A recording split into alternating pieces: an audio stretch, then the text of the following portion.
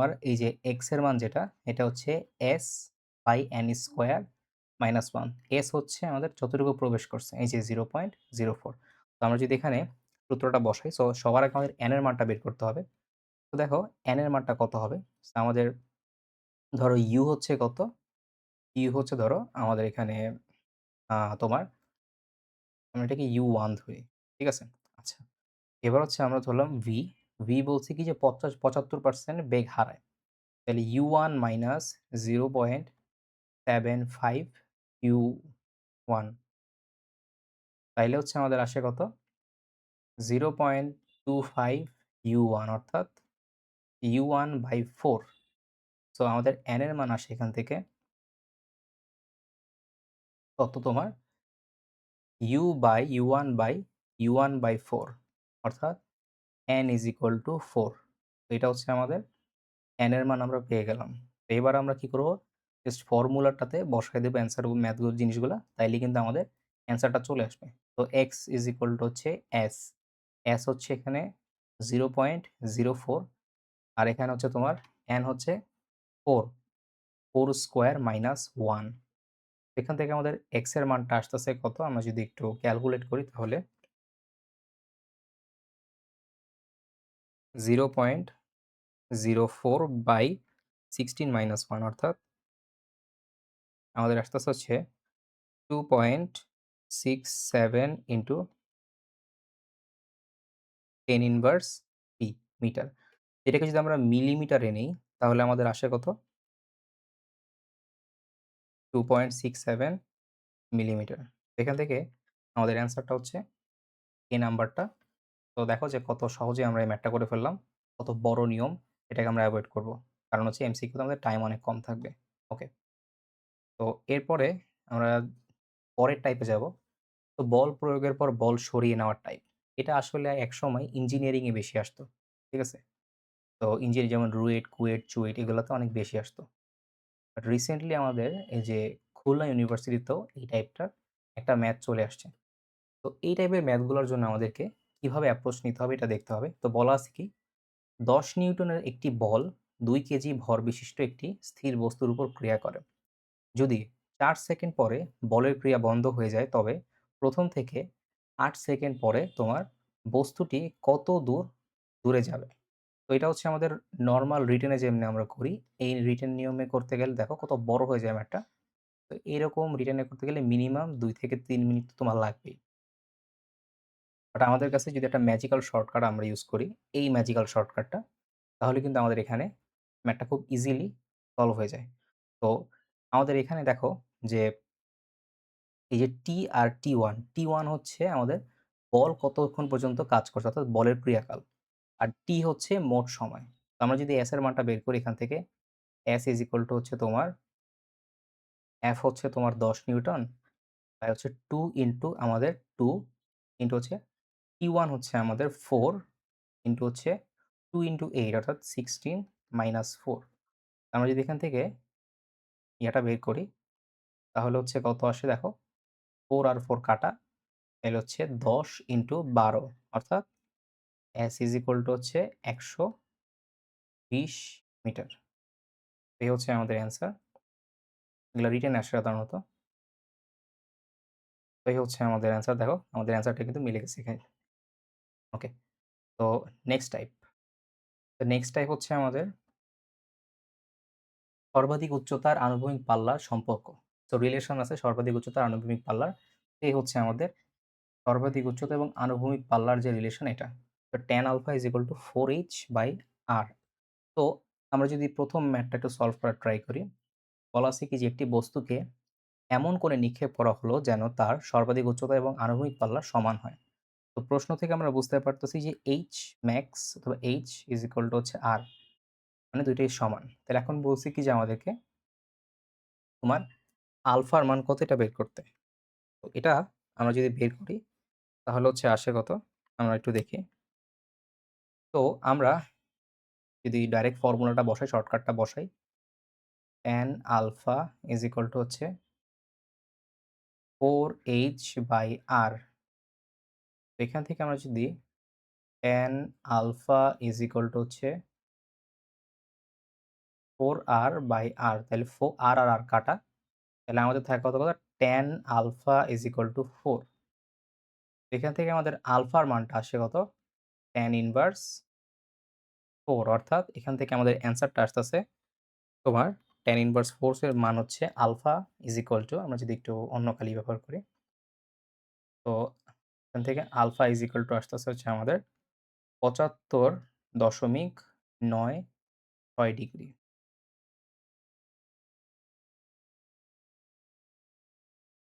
হুম, এই হচ্ছে আমাদের এখানের অ্যান্সার। পরবর্তী প্রশ্ন, এটাও সেম প্রশ্ন। এখানে বলা আছে কি যে একটি আনুভূমিক পাল্লা হচ্ছে আমাদের কত, আনুভূমিক পাল্লা দেওয়া আছে হচ্ছে 40√3 মিটার। আচ্ছা, এবং আলফার মান দেওয়া আছে হচ্ছে আমাদের কত, 30 ডিগ্রি। এখন আমাদেরকে বলছে কি যে তাহলে এইচ ম্যাক্স বা এইচ নরমালি আমরা যেটা চিন্তা করি এটা কত। এজন্য আমাদেরকে এই আগের সূত্রটা ইউজ করতে হবে। tan alpha is equal to হচ্ছে 4h/r। তাহলে tan 30 ইজ ইকুয়াল টু হচ্ছে 4 ইনটু h বাই হচ্ছে 40/√3। তো এখান থেকে আমরা যদি হ্যান্ড ক্যালকুলেশন করি তাহলে হচ্ছে tan থিটা tan 30 এর মান হচ্ছে 1/√3, 4h 40√3। তো এই √3 আর √3 কাটা, তাহলে হচ্ছে 4h ইজ ইকুয়াল টু আসে আমাদের 40, অথবা h এর মান আসে হচ্ছে আমাদের 10 মিটার। এই হচ্ছে আমাদের সুন্দর একটা শর্টকাট। এই শর্টকাটটা দিয়ে আমরা খুব ইজিলি এরকম টাইপের ম্যাথগুলো খুব ইজিলি সলভ করতে পারি, এবং এটা কিন্তু ভেরি ইম্পোর্টেন্ট একটা শর্টকাট ছিল। আচ্ছা, এরপর হচ্ছে নেক্সট যে শর্টকাটটা, প্রাস রিলেটেড শর্টকাটই। প্রাসের গতিপথ বা সঞ্চারপথ সমীকরণ সংক্রান্ত। তো যখনই আমাদের এরকম মানে একটা ইকুয়েশন দেখবো আমরা, এই যে এই টাইপের একটা ইকুয়েশন দেখবো, তখনই আমাদের মাথায় এই শর্টকাটটা চলে আসতে হবে। তো আমরা যদি দেখি বলছে কি যে এখানে একটি বস্তুর গতিপথের, প্রাসের গতিপথ অবশ্যই, প্রাসের গতিপথের ইকুয়েশন দেওয়া আছে এটা। তাহলে আমাদের বস্তুর নিক্ষেপণ কোণ অর্থাৎ আলফা এবং আনুভূমিক পাল্লা আর এর মান কত বের করতে বলছে। সো আমাদের গিভেন যেটা, এটা আমরা একটু লিখে ফেলি। গিভেন হচ্ছে y ইজ ইকুয়াল টু হচ্ছে x minus x square by 20।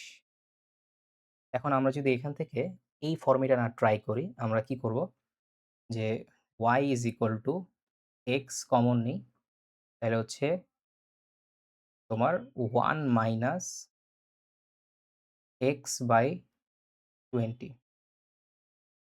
তাইলে হচ্ছে আমাদের নেক্সটে যে জিনিসটা আসে, তা আমরা এখন যদি দেখি যে এখানে আমরা এই ফরম্যাটটা মোটামুটি এনে ফেলছি। y is equal to x into 1, 1 minus x by 20। আচ্ছা, তো এখানে 1, এই 1 এর মানটা আমাদের tan আলফার মান হচ্ছে এখানে 1 পাইতেছি আমরা। tan আলফার মান যদি 1 হয় তাহলে আমাদের আলফার মান কত হবে? অবশ্যই 45 ডিগ্রি। আচ্ছা, তো এখান থেকে আমরা আনুভূমিক পাল্লা অর্থাৎ r এর মানটা পাচ্ছি কত দেখো। আমরা যদি এখানে y is equal to x tan 45 degree 1 minus x by 20 লিখি। এখান থেকে দেখতেছি যে r এর মানটা হচ্ছে আমাদের 20। সো এখানে r এর মানটা আসতেছে আমাদের 20 মিটার। তো দ্যাটস ইট। এই হচ্ছে আমাদের এই শর্টকাটটা। বেশ বড় ম্যাথ, এটাকে আমরা খুব ইজিলি করে ফেললাম এই শর্টকাটটা দিয়ে। তো নেক্সট টাইপ, এটা খুব ইজি টাইপ। এখানে মানে তক্তা ভেদের সংখ্যা অর্থাৎ কয়টা তক্তা আমরা ভেদ করছি, এই সংখ্যাটা আমাদের এখানে বলা আছে। তো এখানে বলা আছে কি যে একটি বুলেট একটি তক্তা ভেদ করতে পারে।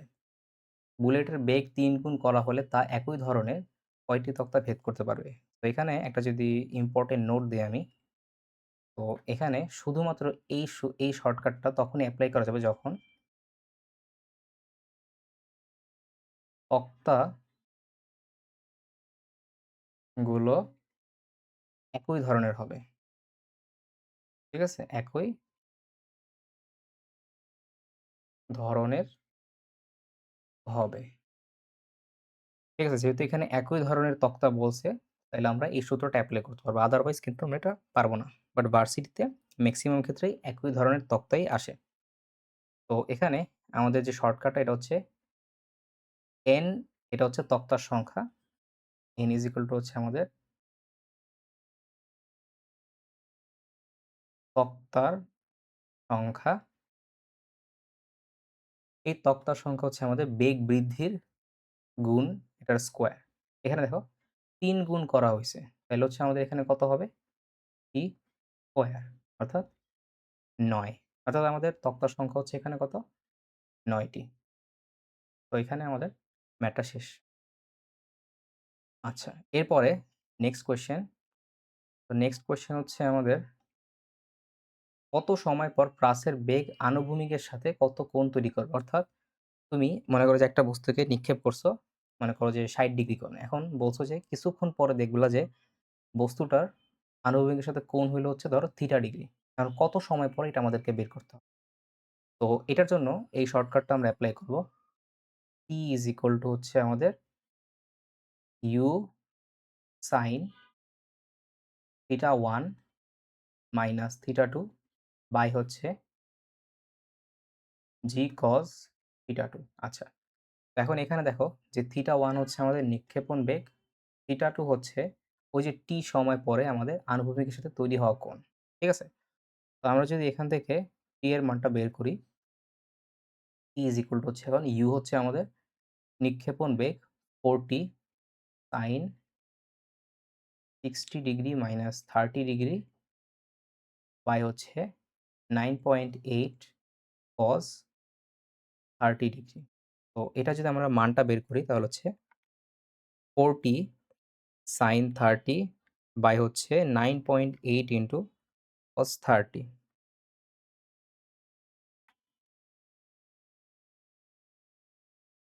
তো এখান থেকে আমরা t এর মানটা পাচ্ছি কত? t হচ্ছে 2.356 সেকেন্ড। এ হচ্ছে আমাদের t পাইলাম আমরা। তো t হচ্ছে আমাদের 2.356 সেকেন্ড। ওকে। এরপর নেক্সট কোয়েশ্চেন বা নেক্সট টাইপ, এটা হচ্ছে যে দুটি বস্তু বা এখানে ট্রেন বলা আছে, বাট দুটি বস্তু সংঘর্ষ বা থামার দূরত্ব। তো এই কোশ্চেনটা আমরা যদি একটু পড়ি, আমরা দেখি কি বলছে। একই লাইনে মুখোমুখি থাকা দুটি ট্রেন যথাক্রমে ৭২ মিটার পার আওয়ার এবং আমাদের কত ৩৬ কিলোমিটার পার আওয়ার বেগে চলছে। চালকদ্বয় ব্রেক চেপে সর্বোচ্চ ২ মিটার পার সেকেন্ড আর হচ্ছে ১ মিটার পার সেকেন্ড মন্দন সৃষ্টি করতে পারলে সংঘর্ষ এড়াতে সর্বনিম্ন দূরত্ব কত হবে? এটা তুমি যদি নরমাল নিয়মে করতে চাও, এটা কিন্তু অনেক ইকুয়েশন মানে ভেঙে তোমার জিনিসটাকে বের করা লাগবে।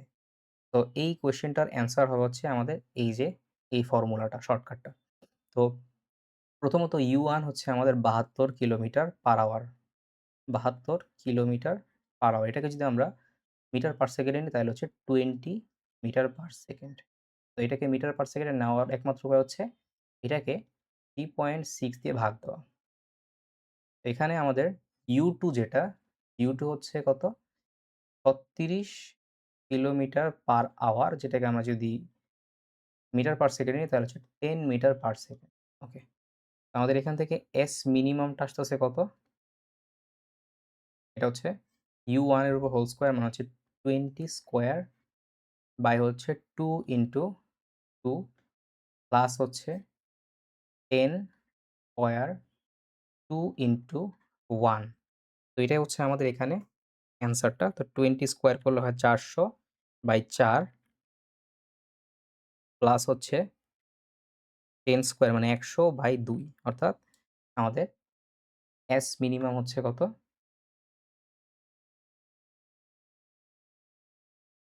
S মিনিমাম হচ্ছে 150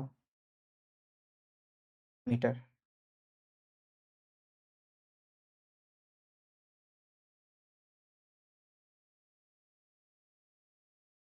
ওকে। এই হচ্ছে আমাদের S মিনিমাম। ঠিক আছে?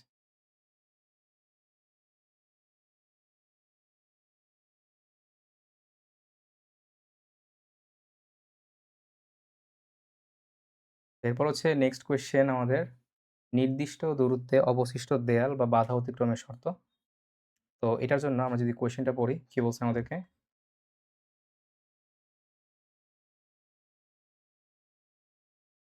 একটি প্রাসকে u বেগে তোমার 45 ডিগ্রি কোণে নিক্ষেপ করা হলো। এটি নিক্ষেপণ বিন্দু হতে r/4 দূরত্বে থাকা একটি বস্তুকে একটি স্তম্ভকে স্পর্শ করে চলে গেল। স্তম্ভটির উচ্চতা এবং সর্বোচ্চ উচ্চতার অনুপাত। তো এখানে আমাদের যে স্তম্ভের উচ্চতা বের করার শর্টকাট, এটা কিন্তু খুব সুন্দর একটা শর্টকাট আমাদেরকে এখানে বলা আছে যে স্তম্ভের উচ্চতা স্তম্ভের উচ্চতা এটা হচ্ছে আমাদের h, ঠিক আছে? তো h ইজ ইকুয়াল টু হচ্ছে x tan alpha 1 minus x/r, এটা হচ্ছে আমাদের স্তম্ভের উচ্চতা। আচ্ছা, এখন আমাদেরকে স্তম্ভের উচ্চতা বের করার জন্য এখানে আলফার মানটা জানা লাগবে। ঠিক আছে? তো আলফার মানটা যদি আমাদেরকে জানতে হয় তাহলে আলফার মানটা কিন্তু আমরা এখান থেকে বের করতে পারতেছি না। বাট এখানে একটা সুন্দর শর্টকাট আছে, দেখো। যদি নিক্ষেপণ বিন্দু হতে r/4 দূরত্ব হয় তাহলে আমাদের আলফার মানটা অটোমেটিক্যালি 45 হয়ে যায়। ঠিক আছে? তো এখান থেকে আমরা যদি আলফার মানটা 45 বসাই তাহলে হচ্ছে আমাদের x 1 মাইনাস x/r, ঠিক আছে? তো এটা হয় আমাদের আলফার h এর মান। ঠিক আছে? তো এটা হচ্ছে আমাদের h, আর হচ্ছে h বড় হাতের h হচ্ছে এই r/4, ঠিক আছে? তো h বাই বড় হাতের h ইজ ইকুয়াল টু কত হবে আমাদের? দেখো এখানে x 1 মাইনাস x/r আর নিচে হচ্ছে r/4, ঠিক আছে? তো এটা একটু অন্যরকম লাগতে পারে, বাট আমি জাস্ট মানে ফর্মুলাটা দেখানোর জন্য, শর্টকাটটা দেখানোর জন্য এই জিনিসটা আনছি। ঠিক আছে? এটাকে আমি আর ভাঙাইলাম না সামনে। আচ্ছা। এবার হচ্ছে আমাদের লাস্ট প্রশ্ন। এটা অত ইম্পোর্টেন্ট না, নট সো ইম্পোর্টেন্ট, বাট তাও যদি আসে তো আমরা এখান থেকে ইজিলি অ্যান্সার করতে পারবো। এটা হচ্ছে প্রাসের গড় বেগ। আমরা যে একটা মানে বস্তুকে প্রজেক্টাইল ওয়েতে নিক্ষেপ করলাম, এখানে যে গড় বেগটা মানে টোটাল যে টাইমে এভারেজ বেগটা, এই এভারেজ বেগটা আমাদের বের করতে হবে। দেখো আমাদেরকে বলছে কি যে একটি বস্তুকে u বেগে আনুভূমিকের সাথে 60 ডিগ্রি কোণে, ডিগ্রি হবে 60 ডিগ্রি কোণে নিক্ষেপ করা হলো। এটি নিক্ষেপ বিন্দু হতে সর্বোচ্চ উচ্চতায় পৌঁছানো পর্যন্ত তার গড় গড় তোমার বেগ কত তা নির্ণয় করো। তো এই হচ্ছে আমাদের ফর্মুলা। তো এই ফর্মুলাটা যদি আমরা এপ্লাই করি তাইলে কিন্তু আমাদের এখান থেকে ম্যাথটা এমসিকিউটা চলে আসে অ্যান্সারটা। তো আমরা তোমার এখানে u বেগে করে মারছি। u/2 √1 plus e cos square 60। তাহলে আমি যদি এখান থেকে মানটা বের করি √1 প্লাস 3 cos 60 এর উপর হোল স্কয়ার, তাহলে হচ্ছে আমাদের v এভারেজ আসে হচ্ছে 2u √7/2, অর্থাৎ v এভারেজ হচ্ছে কত আমাদের √7u/4।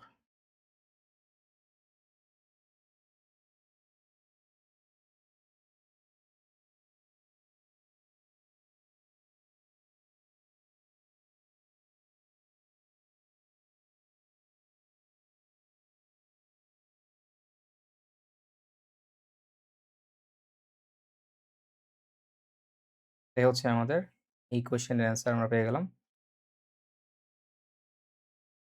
তো এই ছিল মোটামুটি আমাদের ফিজিক্সের গতিবিদ্যা চ্যাপ্টারের শর্টকাটগুলা। এই শর্টকাটগুলো মোটামুটি যদি মানে ভালোভাবে করতে পারো তাইলেই মোটামুটি এই চ্যাপ্টার থেকে যদি এরকম টাইপের কোনো প্রশ্ন দেয় খুব easily within a second solve করতে পারবা। তো আজকে এই পর্যন্তই। Tata, bye bye.